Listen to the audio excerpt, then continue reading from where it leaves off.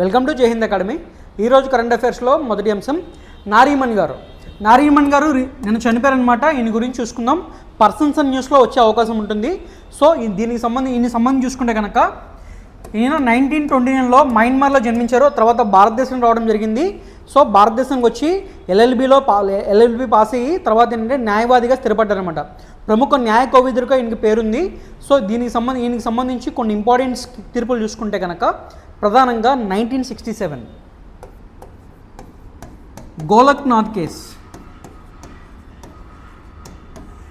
Fundamental రైట్స్ని ఉల్లంఘించేలాగా రాజ్యాంగ సవరణ చేసే హక్కు పార్లమెంట్కి లేదు అని చెప్పి తీర్పు ఉంటుందన్నమాట. ఆ యొక్క గోలక్నాథ్ కేస్ తీర్పులో ఈయన సహభాగస్వామిగా ఉంటాడనమాట. ఆ తర్వాత ఈయన 1971కి సంబంధించి ఏంటంటే ఈయన additional solicitor general of ఇండియాగా మారుతారనమాట.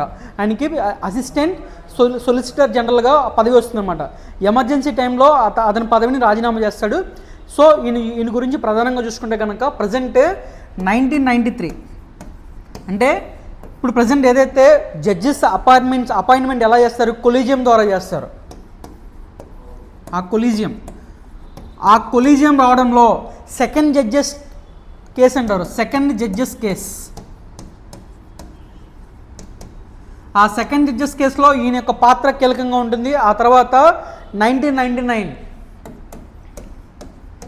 NJAC national judicial appointment committee ఏదైతే ఉందో, ఎన్జేఏసీ కొలీజియం కాకుండా ఎన్జేఏసీ ద్వారా సుప్రీంకోర్టుకు సంబంధించిన న్యాయవాదులు కానీ, సుప్రీంకోర్టుకు సంబంధించి జడ్జెస్ కానీ, అలాగే హైకోర్టు జడ్జిలు కానీ కేంద్ర ప్రభుత్వం నియమించే ఈ కమిటీ నియమించే హక్కు ఏదైతే ఉందో ఎన్జేఏసీని రద్దు చేయడంలో కూడా ఈయన పాత్ర కీలకంగా ఉంటుందన్నమాట. అలాగే మనకు సంబంధించి భోపాల్ గ్యాస్ ట్రాజడీ ఏదైతే ఉందో ఆ యొక్క భోపాల్ గ్యాస్ ట్రాజడీకి సంబంధించి ఈయన యూనియన్ కార్బైడ్ ఏదైతే కంపెనీ ఉందో ఆ కంపెనీకి అనుకూలంగా మాట్లాడతారు. తర్వాత కాలంలో పశ్చాత్తాపడతారన్నమాట, నేను రాంగ్ చేశానని చెప్పి. సో అలాగే జయలలిత కేసులో కూడా ఈయన కీలక పాత్ర పోషించాడు అనమాట.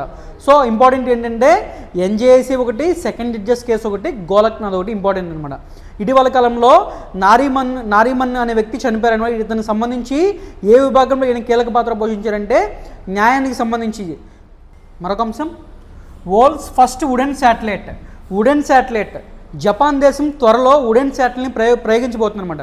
దీనికి సంబంధించి చూసుకుంటే కనుక ఈ యొక్క వుడెన్ శాటిలైట్ అనేది క్యోటో యూనివర్సిటీకి సంబంధించిన ప్రొఫెసర్స్ అని దీన్ని తయారు చేశారనమాట. దీనికి సంబంధించి ఈ యొక్క ప్రయత్నాలు జరుగుతున్నాయి అనమాట. దీనికి సంబంధించి చూసుకుంటే కనుక పర్పస్ ఏంటంటే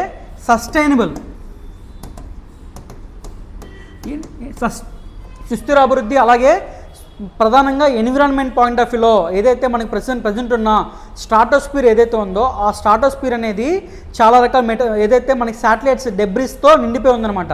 సో అవన్నీ మెటాలిక్ మెటీరియల్స్తో నిండిపోయి ఉందన్నమాట. ఇది ఏదైతే ఈ యొక్క వుడెన్ శాటిలైట్ ఉందో ఈ వుడెన్ శాటిలైట్ని ప్రయోగిస్తే కనుక ఎన్విరాన్మెంట్ పరంగా యూజ్ అవుద్ది. మనకు సంబంధించి అది భూమిపైకి వచ్చేసరి భూమి మీదకి అంటే ఏదైతే మనకి సంబంధించిన స్పేస్లోకి వెళ్ళిన తర్వాత తిరిగి అది భూమి మీదకి వచ్చే సమయానికి అది యాష్ రూపంలో మాత్రమే ఉంటుందన్నమాట. తద్వారా ఇది ఎన్విరాన్మెంట్కి ఫ్రెండ్లీ అవుతుందన్నమాట.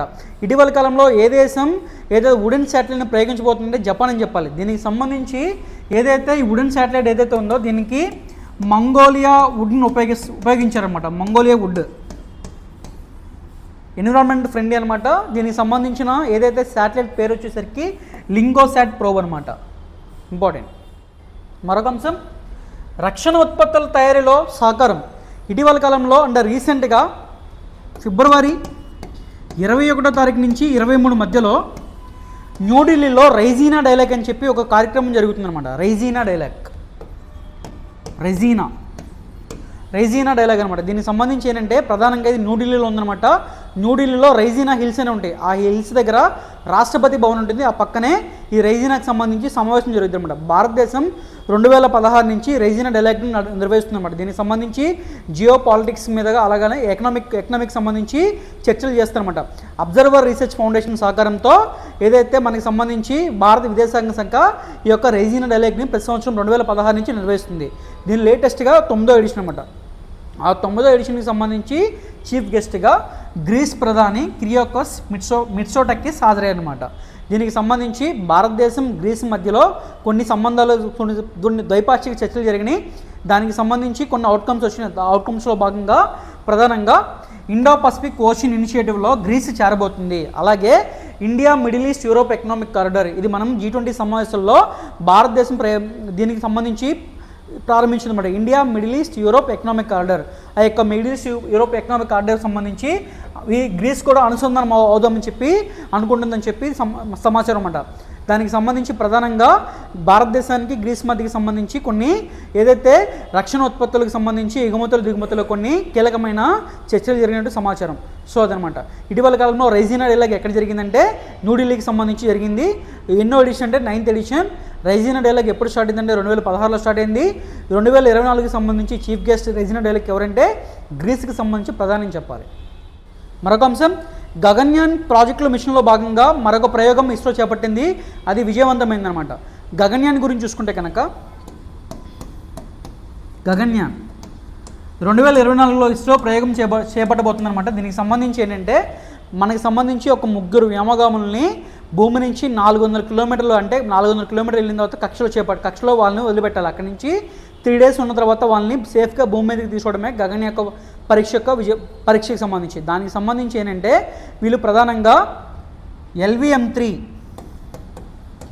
లాంచ్ వెహికల్ ఉందన్నమాట. ఈ LVM-3 లాంచ్ వెహికల్ ద్వారానే ఈ 3 వ్యోమగాములను తీసుకెళ్ళాలి. ఈ LVM-3 లాంచ్ వెహికల్లో ప్రధానంగా CE-20 అని చెప్పి క్రయోజనిక్ ఇంజిన్ ఉంటుంది. ఆ క్రయోజనిక్ ఇంజిన్ అనేది దీనికి సంబంధించి హార్ట్ లాంటిది అనమాట. దానికి సంబంధించి క్రయోజనిక్ ఇంజిన్ యొక్క పరీక్ష అనేది విజయవంతమైందనమాట. దీనికి సంబంధించి గగన్యాన్ మరొకసారి వార్తలు నిలిచిందనమాట. మరొక అంశం, పాక్ ప్రధానిగా షహబాజ్ షరీఫ్. సో ఇటీవల కాలంలో పాకిస్తాన్లో ఎలక్షన్ జరిగినాయి. ఆ ఎలక్షన్కి సంబంధించి సంకీర్ణ ప్రభుత్వం అక్కడ ఏర్పాటు కాబోతుంది అనమాట. దానికి సంబంధించి అంటే PML పాకిస్తాన్ ముస్లిం లీగ్కి సంబంధించి ఏదైతే షహబాజ్, అలాగే పాకిస్తాన్ పీపుల్స్ పార్టీకి సంబంధించి ఎవరైతే ఆసిఫ్ జర్దారీ ఈయన అధ్యక్షుడు కాబోతుందన్నమాట. సో పాకిస్తాన్ ప్రధానిగా షహబాజ్ షరీఫ్ అనమాట. ఇవి ఇప్పటి వరకు నా కరెంట్ అఫైర్స్ ప్రతిరోజు మీకు జై హింద్ అకాడమీ యూట్యూబ్ ఛానల్లో అందుబాటులో ఉంటాయి. So please like, share and subscribe Jai Hind academy YouTube channel. Thank you.